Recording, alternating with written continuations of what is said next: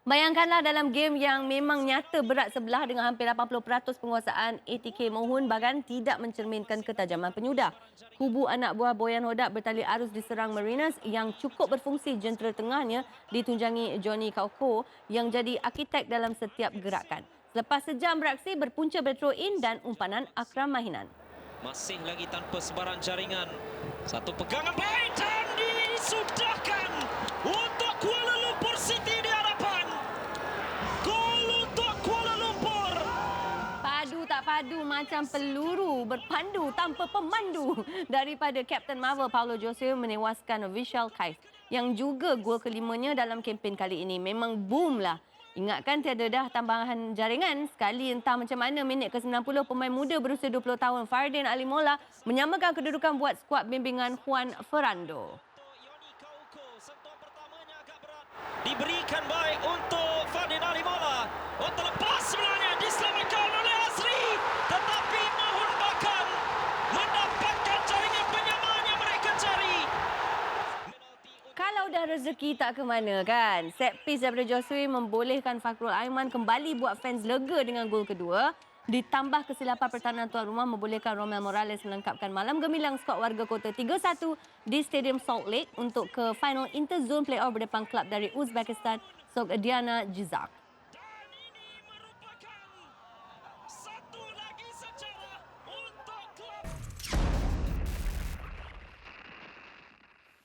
Baik, sampai mati Kuala Lumpur. Dan kita bersama dengan bekas pemain kebangsaan Asmawi Bakiri. Assalamualaikum Mawi, apa khabar? Ya, baik. Alhamdulillah, Abang. Baik, okey Mawi, setuju atau tak Mawi? Ini merupakan perlawanan paling gila. Mohon Bagan kontrol almost 80% perlawanan dan kalah kepada KLCT. Itu belum lagi cerita. 3 gol minit ke-90, 92 dan 95. Okey Mawi, silakan. Okey, Pak. Perkataan awak punya gila tu memang betul cukup menggambarkan perlawanan tu gila. Memang cukup dramatik dan cukup memberikan kesan mendalam kebangkitan pasukan Kuala Lumpur sendiri. Kita tak dapat nafikan apa yang berlaku minit 90, 92, 95 membawa mereka menang dan masuk zon kelayakan final nanti. So, betul, game tu kita dapat lihat itu adalah game plan yang daripada Coach Pojan meletakkan taktikal, menurunkan pemain, pertukaran pemain berlaku dan kita dapat lihat bahawa di situ ini perancangan awal. Bertahan sebagai satu pasukan, semua turun sebagai defend, melakukan counter attack. Betul, penguasaan bola tak berlaku banyak, 80% untuk pasukan lawan. Kalau dekat sini 21 saja, 21% saja Kuala Lumpur menguasai bola dan paling membezakan perlawanan ini adalah passing. 639 untuk pasukan lawan, 178 untuk pasukan KL City. Shot on target 3, pasukan lawan 6, 19. Keseluruhan 19 untuk Kuala Lumpur 10. Tetapi apa yang berlaku dalam data statistik tak menggambarkan sebenar. Kuala Lumpur menang melalui 3 jaringan yang saya anggap satu gol daripada individu punya pemain, kekuatan individu, skill individu, ketua pasukan mereka. Gol kedua datang daripada set piece berlaku. Sama juga berlaku ketika menentang pasukan Sabah tempoh hari, gol kedua. Dan gol ketiga adalah kesilapan pasukan lawan menghadiahkan satu gol untuk Romel. Cukup baik kerana bagi saya ini perancangan Coach Pojan. Menjadi keseluruhan pemain tahu kehendak perlawanan itu, apa yang mereka perlu lakukan berdepan dengan pasukan lawan yang menguasai semua permainan dan menyebabkan keputusan Kuala Lumpur itu memang cukup gila berlaku di sana. Ya, okey. Baik, Mawi. Ni satu lagi, Mawi. Semangat never say die attitude. KLCT amat mengagumkan. Sepatutnya menang, kemudian seri dan bangkit dengan 2 gol lewat. Dalam situasi begitu, Mawi, sebagai seorang pemain yang berpengalaman, apa aspek paling penting untuk berdepan situasi getir sebegitu? Okey, baik soalan ni, Bang. Sebab kalau kita lihat nak simbolik perkataan KLCT sampai mati itu memang diorang bermain sampai mati dan sampai habis perlawanan minit terakhir berlaku untuk itu pegangan kekuatan pasukan ini mereka ada. Yang saya nampak sebagai seorang pemain yang menghadapi perlawanan macam ni, Akbar, saya dapat kesungguhan, disiplin, teamwork yang terbaik daripada pemain-pemain ini.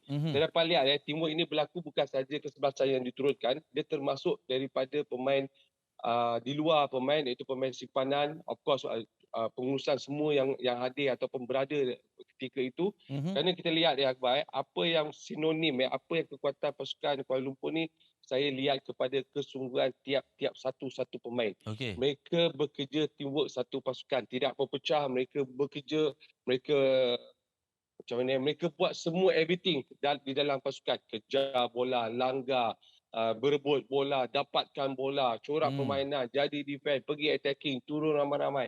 This is teamwork yang paling saya rasa terbaik Okey, di dalam liga menarik. kita ataupun dalam pasukan Kuala Lumpur sendiri. Okey, Maui, tetapi selepas itu, apakah dengan kemenangan bersejarah ini, ia bakal mengubah landscape keseluruhan bola sepak KL City FC dalam kadar segera, Maui?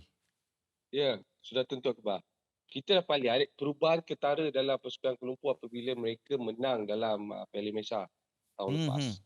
Kemudian mereka layakkan diri ke AFC dalam percaturan pertama musim yang pertama, dan sampai ke peringkat semi-final nak ke final zone, cukup menggambarkan bahawa landscape bola sepak Kuala Lumpur pada dasarnya akan mengubah semua struktur kepimpinan sendiri, daripada Okey, pengurusan, daripada pemain, daripada keseluruhan okey. perjalanan bola sepak dalam Liga KL. Akbar, kita lihat dalam perjalanan dalam Liga mereka tidak cukup baik. Mereka di tangga kelima untuk mengejar kedudukan, untuk mengejar kedudukan 4-3-2 di Okey. dalam Liga. Tetapi untuk masuk dalam AFC ni, saya rasa faktor pengalaman Julatih Bojan memainkan peranan besar. Dia tahu sebenarnya, dia mengarahkan pemain-pemain bahawa mereka perlu bermain dengan apa cara sistem dan apa cara yang perlu mereka buat menghadapi dalam grouping layak peringkat 16 dan semifinal ini. Cukup terselah pemain-pemain tahu tugasan masing-masing dan menyebabkan mereka layak ke peringkat final. Okey, baik Maui, kita back to the game. Kalau Maui diberikan pilihan lah, siapa Maui rasa pemain yang paling menonjol dalam perlawanan malam tadi? Pemain yang mengubah rentak permainan KL City FC sendiri. Okey, tidak adil sebenarnya saya pilih satu dua pemain Akbar. Pandai. Untuk perlawanan ni saya tak nak anggap siapa pilihan pemain, tapi Okey. saya meletakkan keseluruhan pemain daripada Asri Gani, Ifan Zakaria, kemudian Giancarlo, semua, Kamal Azizi, Lambert, Akram, semua pemain yang diturunkan starting permulaan pemain ganti yang masuk taktikal itu adalah dua pemain gantian yang dilakukan oleh Bojan. So saya tak ada nampak siapa yang Yang ada nak kekurangan dipanggil. tak ada.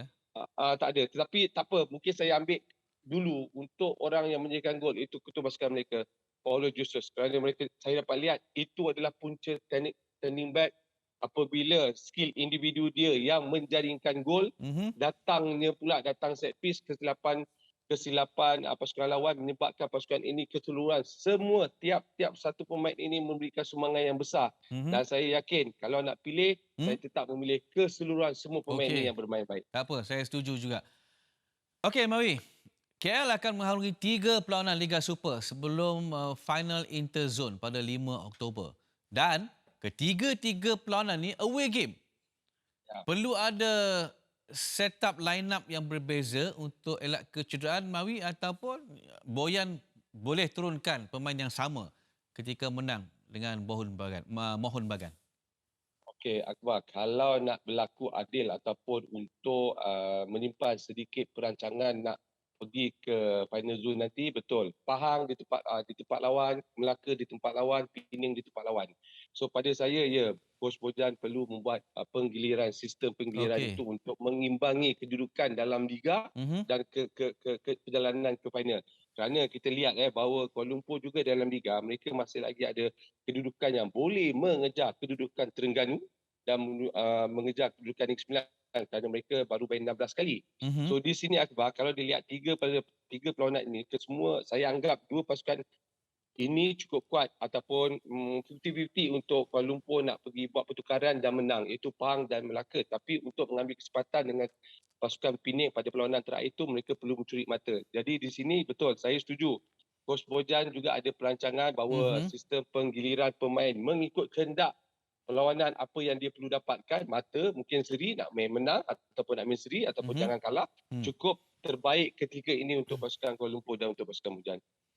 Okey, baik, terima kasih Mawi, dan kita harapkan KL City FC akan menjadi memang jadi wakil Malaysia, tetapi mereka mampu untuk mara ke perlawanan yang terakhir saingan Piala AFC. Terima kasih Mawi. Assalamualaikum.